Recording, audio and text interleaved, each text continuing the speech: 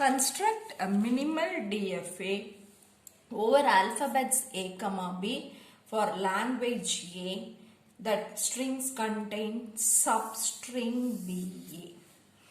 Now, my language will contain strings such as BA. It should contain BA. So after BA, it can contain any number of A's, any number of B's in any combination. In the same way, before BA, it can contain any number of A's and any number of B's.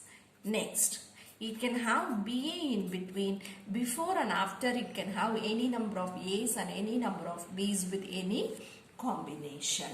Okay, so now my language L is equal to BA, ABA, BBA, BAA, BAB, etc. Okay, so it should contain BA. It should contain substring BA. Okay, now we are going to construct DFA. Construct DFA. Whenever you go for constructing the DFA, consider smallest string possible. Consider smallest string possible. So the smallest string possible here is B. This language will not contain strings that has the length 0 or 1. So the string length starts with 2 and it moves on. And it contains BA as the smallest string possible. We are going to construct DFA for this and extend for the language. Now, constructing a DFA for BA. Q0 is the initial state. When this Q0 accepts B, it moves to the state Q1.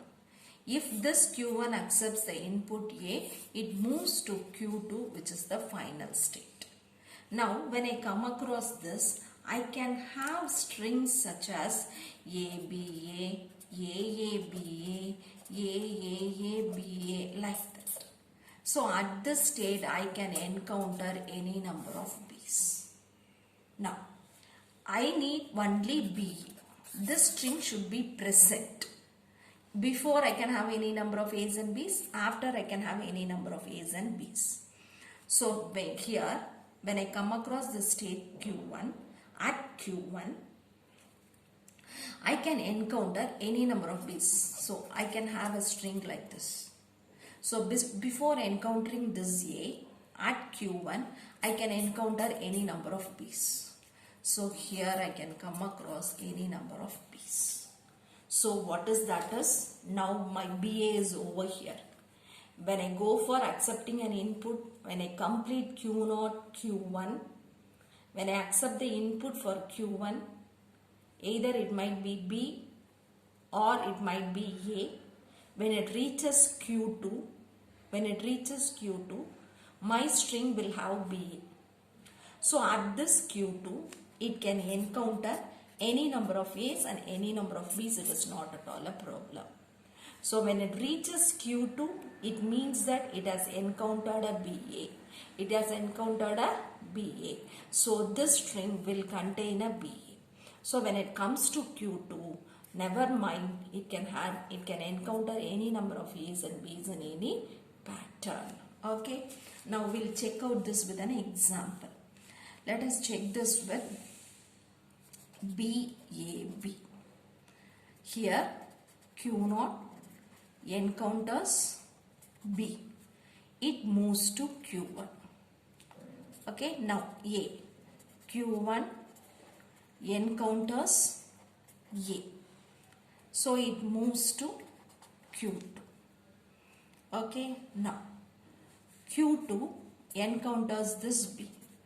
Q2 encounters B. So when it encounters a B, it remains in the final state. So it is in Q. So Q2 is the final state. So my string reaches the final state.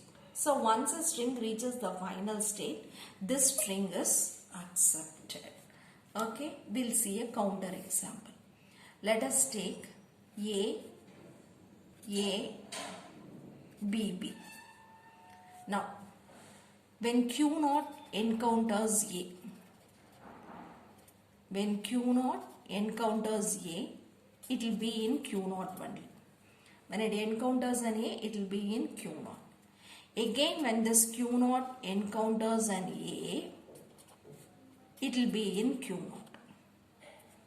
When this Q0 encounters B, this B. When this Q0 encounters B, it moves to Q1.